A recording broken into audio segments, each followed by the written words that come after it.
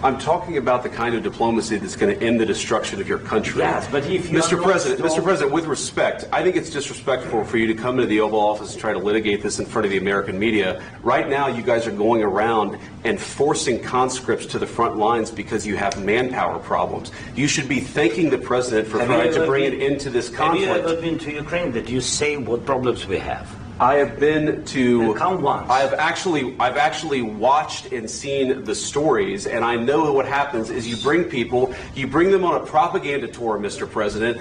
Do you disagree that you've had problems bringing people into your military? And do you think that it's respectful to come to the Oval Office of the United States of America and attack the administration that is trying to prevent the destruction of your country? A lot of questions. Let's start from the beginning. Sure. First of all, during the war, everybody has problems, even you, but you have nice ocean and don't feel now, but you will feel it in the future. God bless. You don't know that. God bless. God bless. You will not have a war. Don't tell us what we're going to feel.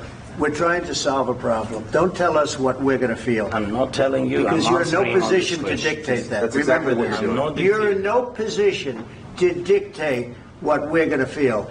We're going to feel very good. Feel influence. We're going to feel very good and very strong. You will feel influence. You're right now not in a very good position. You've allowed yourself to be in a very bad position, and he happens to be right about it. From the very beginning of the war. You're not in a good position. You don't have the cards right now. With us, you start having I'm not playing cards. Right now, you don't. You're playing cards. Mr. President. You're playing cards. Serious. You're gambling with the lives of millions of people. You're gambling with World War III. You're gambling with World War III. And what you're doing is very disrespectful to the country, this country, that's backed you far more than a lot of people said they should have. Have you said thank you once? This entire meeting? No, in this entire today, meeting, have you said thank you? Today. You went to Pennsylvania and campaigned for the opposition in October. Offer some words of appreciation for the United States of America and the president who's trying to save your country.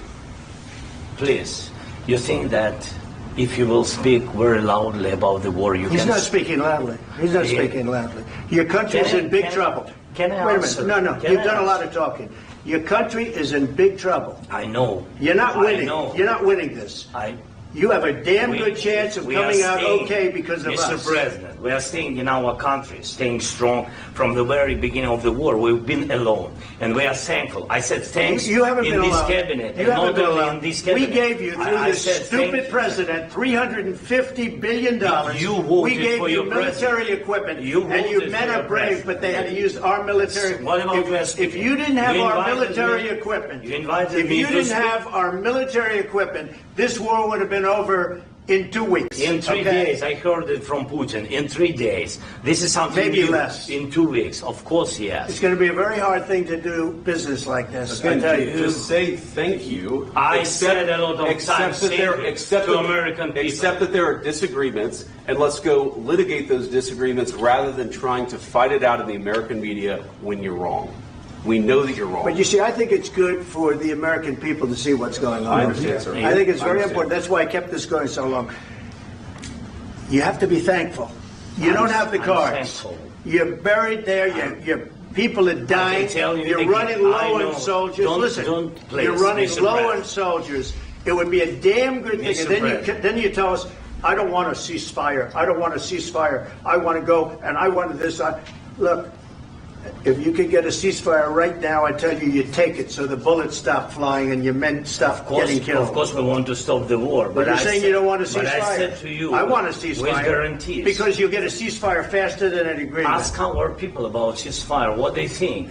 That wasn't with me. For you that wasn't with me. That was with a guy named Biden, who was not a smart person. That was with Obama. It was your president. Excuse me. That was with Obama, who gave you sheets, and I gave you javelins. Yes. I gave you the javelins to take out all those tanks. Obama gave you sheets. In fact, the statement is Obama gave sheets and Trump gave javelins. You got to be more thankful, because let me tell you, you don't have the cards. With us, you have the cards. But without us, you don't have any cards. One more question to Mr. Vice President. I'm sorry. It's going to be a tough deal to make because the attitudes have to change. What if Russia breaks ceasefire? What if Russia breaks peace talks. What do we do then? I understand that it's a heated conversation right now. What are you saying? She's asking, what if Russia breaks the ceasefire? What if anything? What if a bomb drops on your head right now? Okay? What if they broke it? I don't know. They broke it with Biden because Biden, they didn't respect him. They didn't respect Obama. They respect me. Let me tell you, Putin went through a hell of a lot with me. He went through a phony witch hunt where they used him and Russia. Russia. You ever hear of that deal? That was a phony Hunter Biden, Joe Biden scam. Hillary Clinton, Shifty Adam Schiff. It was a Democrat scam. And he had to go through that. And he did go through it. We didn't end up in a war. And he went through it. He was accused of all that stuff. He had nothing to do with it. It came out of Hunter Biden's bathroom. It came out of Hunter Biden's bedroom. It was disgusting. And then they said, oh, the laptop from hell was made by Russia. The 51 agents. The whole thing was a scam. And he had to put up with that. He was being accused of all that stuff. All I can say is this. He might have broken deals with Obama and Bush, and he might have broken them with Biden. He did, maybe. Maybe he didn't. I don't know what happened. But he didn't break them with me. He wants to make a deal. I don't know if you can make a deal. The problem is I've empowered you to be a tough guy. And I don't think you'd be a tough guy without the United States. And your people are very brave. But you're either going to make a deal or we're out. And if we're out, you'll fight it out.